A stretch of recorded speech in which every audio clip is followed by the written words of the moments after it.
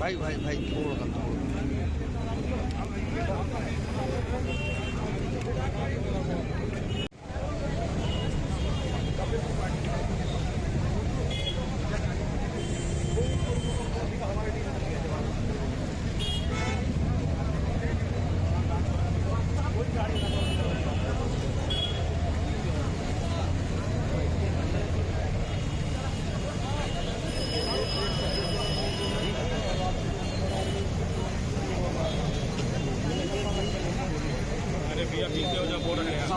हो जाओ ना।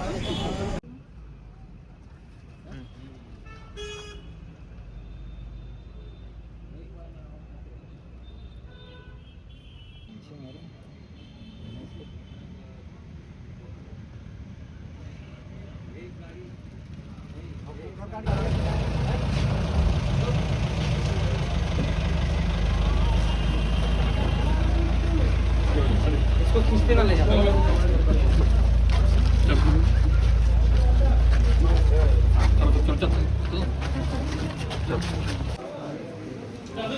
भैया भैया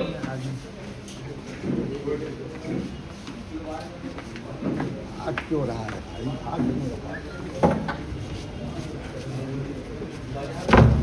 इसमें अमन गुप्ता, ये अमन गुप्ता की ये लैंटर गाड़ी है।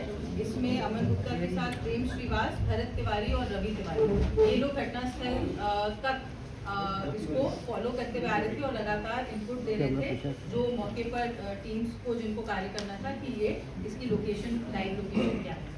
2 गाड़ियाँ एक्चुअल घटनाक्रम में उपयोग हुई, जिसमें से कि एक शुरुआत से ही हम लोगों को जो एक आई विटनेस है उसने क्रिटिकल इन्फॉर्मेशन दी थी कि एक नीली गाड़ी थी और एक वाइट डिजायर थी। ये बिल्कुल सही इन्फॉर्मेशन थी क्योंकि एक नीली बलेनो हमें कोनी गांव में प्राप्त हुई। उस नीली बलेनो में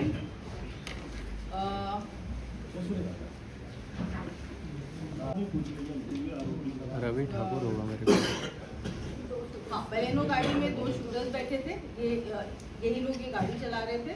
डिजायर गाड़ी में 3 शूटर्स बैठे थे। इनके साथ आशीष तिवारी और राजेंद्र ठाकुर ये बैठे थे। राजेंद्र ठाकुर सुमित निर्मलकर का काफ़ी खास दोस्त है और उसके साथ शुरू में रहा भी। ये भी सभी आरोपी हैं हमारे। इन लोगों को गिरफ्तार भी कर लिया गया है।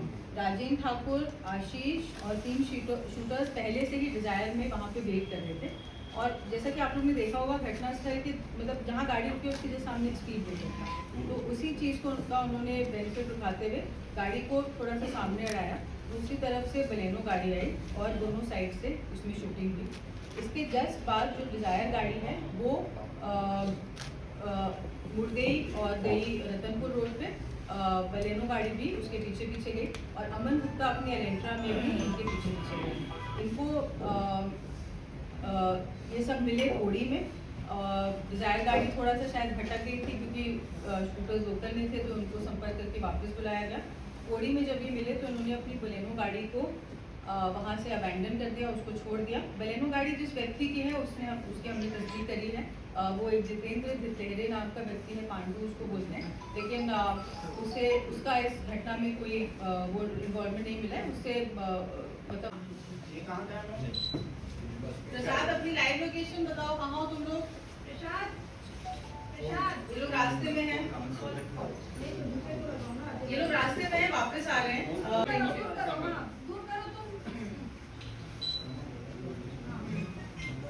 गाड़ी वाला था भैया।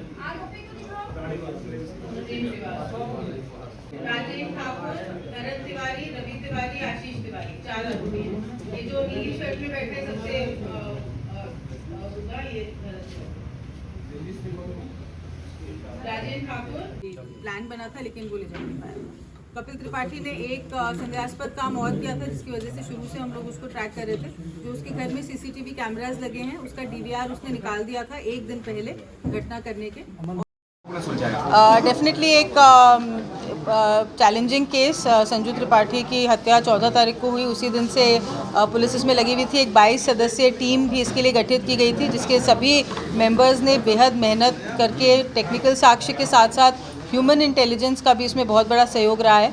3 प्रदेशों की पुलिस का जॉइंट ऑपरेशन रहा है, जिसमें कि छत्तीसगढ़, दिल्ली पुलिस और उत्तर प्रदेश पुलिस का भरपूर सहयोग मिला है। जो मुख्य आरोपी कपिल त्रिपाठी और जय नारायण त्रिपाठी, जो संजू त्रिपाठी है उसका भाई और बाप, इस पूरे घटना के सूत्रधार हैं। कपिल त्रिपाठी अपने साथी सुमित निर्मलकर के साथ नेपाल भागने की तैयारी में था। इसको हम लोगों ने गोंदिया, भोपाल, इंदौर, दिल्ली से होते हुए जब फाइनली ये दिल्ली से काठमांडू की बस में बैठ गया था, वहाँ पे हमने लखनऊ पुलिस की मदद से लखनऊ टोल गेट के पास बस से इनको गिरफ्तार किया। इसके अतिरिक्त जो प्रेम श्रीवास इसमें मुख्य किरदार है, जिसने कि पिस्टल्स बरामद करने से लेके जो उत्तर प्रदेश के शूटर्स हैं उनसे संपर्क किया। कपिल ने इसको 5 लाख रुपए प्रोवाइड किए। टोटल सौदा 10 लाख रुपए में हुआ था और 5 शूटर्स को बुलाया गया और उनसे घटना को अंजाम दिलाया गया। अभी तक की पूरी घटना में हम लोगों ने 13 आरोपियों को गिरफ्तार कर लिया है, जिसमें कि सबसे प्रमुख कपिल त्रिपाठी, उसके पिता जय नारायण त्रिपाठी, इसके अतिरिक्त कपिल त्रिपाठी की पत्नी सुचित्रा त्रिपाठी, जय नारायण त्रिपाठी की दत्तक पुत्री, उसका पति भरत तिवारी, आशीष तिवारी, रवि तिवारी, अमन गुप्ता, ये सभी लोग गिरफ्तार हो चुके हैं। इसके अतिरिक्त जिन सहयोगियों के माध्यम से पिस्टल्स प्राप्त हुई थी, उसमें रायगढ़ का एक सप्लायर और रायगढ़ के सप्लायर को जिसने झारखंड के एक सप्लायर ने पिस्टल्स दी थी, जिसको अंबिकापुर से जाकर प्रेम श्रीवास और कपिल त्रिपाठी 2 दिसंबर को लेकर आए थे। उन दोनों को भी अरेस्ट कर लिया गया है और वो जो 2 पिस्टल्स हैं उनका घटना में उपयोग किया गया है। जय नारायण त्रिपाठी से एक पिस्टल इसके भिलाई के घर से बरामद की गई है और जो दत्तक पुत्री है जिसका शनिचरी में घर है, वहाँ से एक पिस्टल और एक कट्टा विथ लाइव राउंड्स वहाँ से भी बरामद किया गया है। घटना में प्रयुक्त 4 वाहन, जिसमें कि एक स्कॉर्पियो वाहन है, एक बेलिनो गाड़ी है, एक एलेंट्रा गाड़ी है और एक थार गाड़ी है, जिससे कि शूटर्स और कपिल त्रिपाठी, सुमित निर्मलकर एवं अन्य लोग घटना के बाद यहाँ से भागे थे। 4 गाड़ियाँ भी बरामद हो चुकी हैं। इसमें पूरी टीम ने हज़ारों सीसीटीवी फुटेज, सैकड़ों tower dump locations, mobile trekking के माध्यम से और ह्यूमन इंटेलिजेंस इनपुट्स के माध्यम से 50 से अधिक संदेहियों से इस पूरे प्रकरण में पूछताछ हुई है और उनके माध्यम से हम लोगों ने इस पूरे जो कॉम्प्लिकेटेड जो ये केस था, इसको पूरी तरह से सॉल्व करने में सफलता प्राप्त हुई है।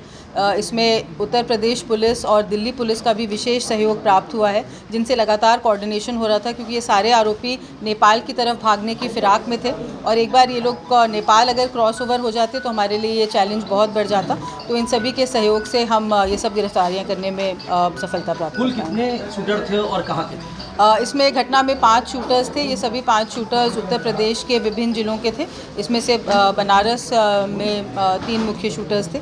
अभी भी ये इसमें ऑपरेशन अभी ऑनगोइंग है। टीम्स अभी कुछ बाहर हैं, कुछ वापस आ गई हैं और अन्य अपडेट्स भी हम शीघ्र इसमें देंगे। शूटर से कांटेक्ट कैसे हुआ, कितने में? शूटर से 10 लाख में पूरी डील हुई थी। इसमें से सुचित्रा द्वारा बताया गया है कि 5 लाख रुपए कपिल त्रिपाठी ने ऑलरेडी दे दिए थे। इसने एक ज़मीन बेची थी जिसका 5 लाख कैश प्राप्त हुआ था, वो 5 लाख इसने प्रोवाइड किया है। 1.5 लाख इन लोगों ने 2 पिस्टल्स बरामद करी थी और 50,000 रुपये में अन्य राउंड्स भी बरामद किए थे। ये पिस्टल्स भी शूटर्स को प्रोवाइड की थी कपिल और प्रेम श्रीवास के माध्यम से। शूटर्स से कोऑर्डिनेशन और उनको बुलाने के मेन काम में प्रेम श्रीवास की प्रमुख भूमिका रही थी।